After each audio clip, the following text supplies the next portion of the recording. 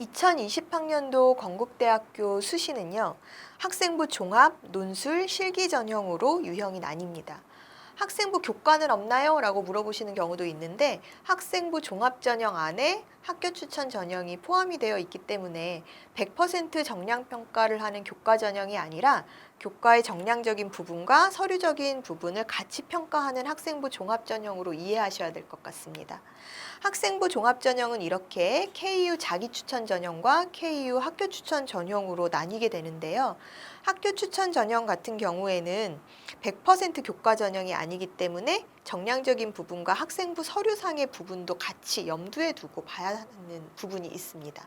그리고 학생부 종합 전형 간에는 중복 지원이 가능하다라는 점.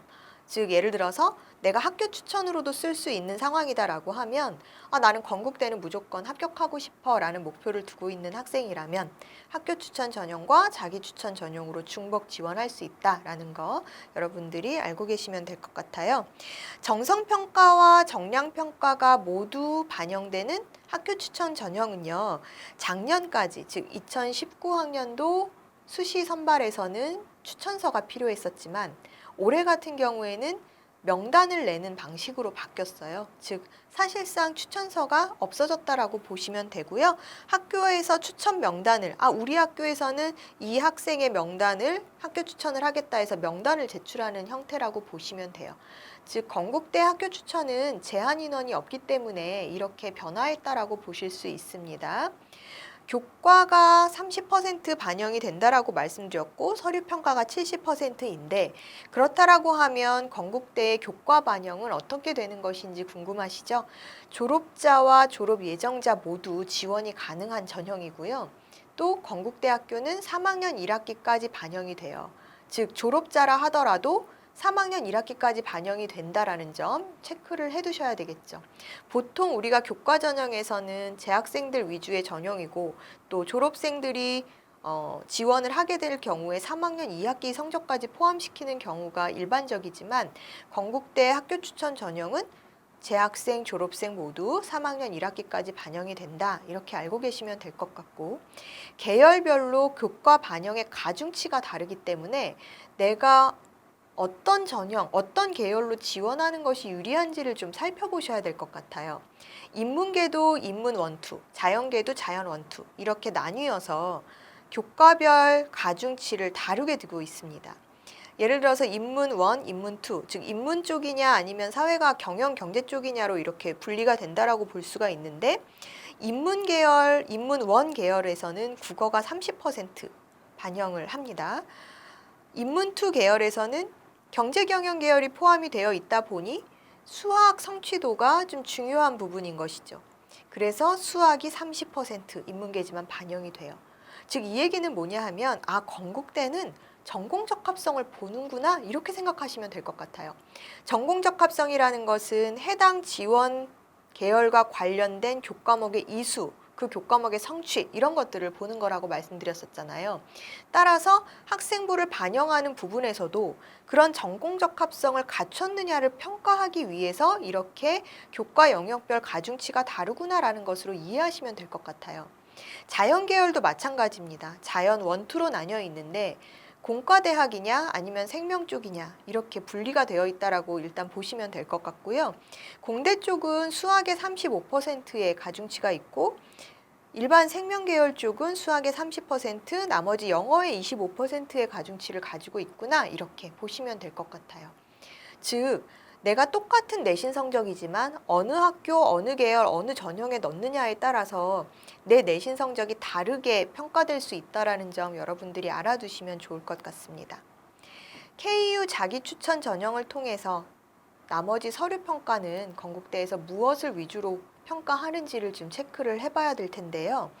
일단 자기 추천 전형은 1단계 서류 100%로 3배수를 선발한 후에 면접평가 30%를 반영해서 최종 선발을 하는 방식이죠. 그러니까 작년 2018학년도 입시, 2019학년도 입시에서는 2단계 면접고사가 60%였어요. 그러나 2020학년도 입시에서는 30%로 줄어든 상황입니다.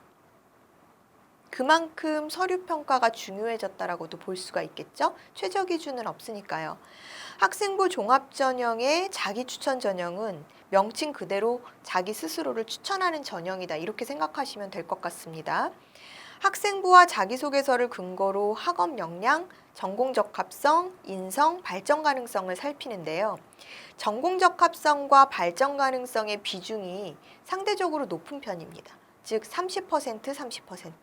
나머지 인성이라든지 또 잠재 역량 부분은 사실은 이제 20%의 비중, 학업 역량과 이제 인성 이 부분은 20%의 비중, 전공 적합성, 발전 가능성은 30%. 그러면 비중이 높은 전공 적합성, 발전 가능성은 어떤 것들을 보는 것인지 우리가 알아야 준비를 할 수가 있겠죠. 전공 적합성은 전공 관련 교과의 이수, 그 다음에 성취도, 또한 전공에 대한 관심, 또 관련 경험 활동 이런 것들을 보고 판단을 하게 되는 것이죠.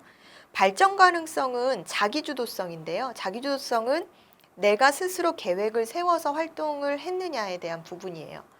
스스로 참여했느냐, 자발성과 적극성이라는 부분 우리가 생각을 해봐야 되는데 경험의 다양성과 리더십, 창의적 문제 해결력 등도 바로 발전 가능성에 포함이 되는 항목이라고 보시면 될 것 같습니다. 그러면 여러분들이 내가 건국대를 지원하고자 한다. 나의 학생부에서 이런 발전 가능성과 전공 적합성이 뚜렷하게 드러나는지를 보셔야 되겠죠. 그리고 그런 부분이 있다면 내가 건국대 지원에 유리하겠구나라는 것을 확인해 볼 수가 있을 것입니다. 면접 2단계로 넘어가서 30%의 면접에서는 어떤 부분을 주요하게 보는지를 확인을 해봐야 되겠죠. 전공 적합성 30%, 발전 가능성 50%, 인성 20%. 면접에서는 발전 가능성 위주로 보는구나.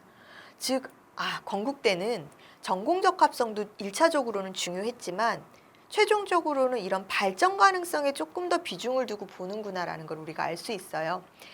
좀 전에도 말씀드렸지만 발전 가능성은 다양한 경험을 자기주도적으로 해냈는가잖아요. 그래서 이런 활동이 나에겐 두드러지게 있었어라고 한다면 사실 면접에서도 크게 문제될 거는 없을 것 같습니다. 건국대 역시 학과별로 인재상이 다르기 때문에 그런 부분을 감안해서 내가 지원하는 학과랑 연관된 발전 가능성을 보여줄 수 있도록 면접 준비가 되어야 된다는 거 여러분들이 확인을 해두셔야 될 것 같습니다. 이렇게 2단계 면접 비중이 축소되었지만 면접 평가에서도 무엇을 위주로 보는지를 우리가 확인하고 있어야 이에 맞춘 대비 전략을 세울 수가 있겠죠. 학생부 종합전형에서 30%로 준 것도 마찬가지지만 학생부 교과 추천 전형, 그러니까 학교장 추천 전형에서도 자기 추천 전형에서도 면접 비중이 40%에서 30%로 줄어든 상황이에요. 서류 평가 부분은 사실은 자기 추천 전형, 학생부 종합 전형에서 동일하게 진행되는 것이기 때문에 자기 추천 전형 외에 학교 추천에서의 70%의 서류도 비슷하게 진행된다라고 이해하시면 될 것 같습니다.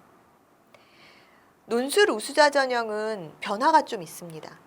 2019학년도 건국대 논술 전형에서는 사실은 교과가 일부 반영되고 수능 최저 기준이 없었던 반면에 2020학년도 논술 전형은 논술 100% 전용으로 수능 최저가 신설되었습니다. 즉, 내신의 정량적인 부분의 반영이 빠진 대신에 수능 최저가 들어갔다라고 보시면 되는 것이죠. 교과 40%가 없어지고 수능 최저가 들어갔는데 그러면 수능 최저 기준은 어느 정도의 수준인지 우리가 체크를 해봐야 되겠죠. 건국대 논술 전형의 수능 최저 기준은요. 인문계가 국수 0, 탐구 과목 2개 합 4, 즉 평균 2등급. 수능에서 평균 2등급을 맞아야 건국대 논술 전형의 최저 합격이 되겠구나. 최종 합격이 되겠구나 이렇게 생각하시면 될 것 같고요. 자연계 같은 경우는 2개 합 5예요. 2.5등급 선이 나와야 내가 건국대 자연계 논술 전형에 최종 합격할 수 있겠구나라는 생각 해두시면 될 것 같습니다. 물론 이제 수의학과는 조금 더 높죠. 3개 합 4, 거의 1등급 선이라고 보시면 될 것 같고요. 논술 전형의 논술 100%, 즉 논술 실력으로 갈리는데 최저가 있다라고 하면 여러분들이 이제 아시겠죠. 최저 기준을 맞추는지가 사실은 최종 당락의 중요한 요소가 되겠구나. 논술 전형에서는 이렇게 생각해 주시면 될 것 같습니다. 학생부 자기추천 전형의 1단계 합격자 발표는 11월 15일 날 진행이 되고요. 논술 전형이나 면접 모두 수능 이후 일정으로 잡혀 있어요. 논술 같은 경우에는 수능 끝나고 나서 11월 16일, 즉 하루 정도의 대비 시간밖에는 없을 것 같습니다. 11월 16일에 논술이 실시되기 때문에 건국대 논술을 준비하는 학생들은 사실은 수능 전에 수능 대비하느라고 논술은 조금 쉬어야 되겠다라는 생각이 좀 위험할 수도 있어요. 글이라는 게 연습하다가 조금 텀을 두게 되면 사실 원점으로 돌아가게 되는 부분이 좀 있잖아요. 따라서 건국대 논술 전형을 준비하는 학생들은 수능 최저를 준비하면서도 논술 연습은 꾸준히 진행되어야 한다는 거 체크해 두셔야 될 것 같습니다. 건국대의 각 전형별로 어떤 요소를 보는지 여러분들 확인이 되셨나요? 지금까지 입시 양명이었습니다. 맞다, 그런 얘기들.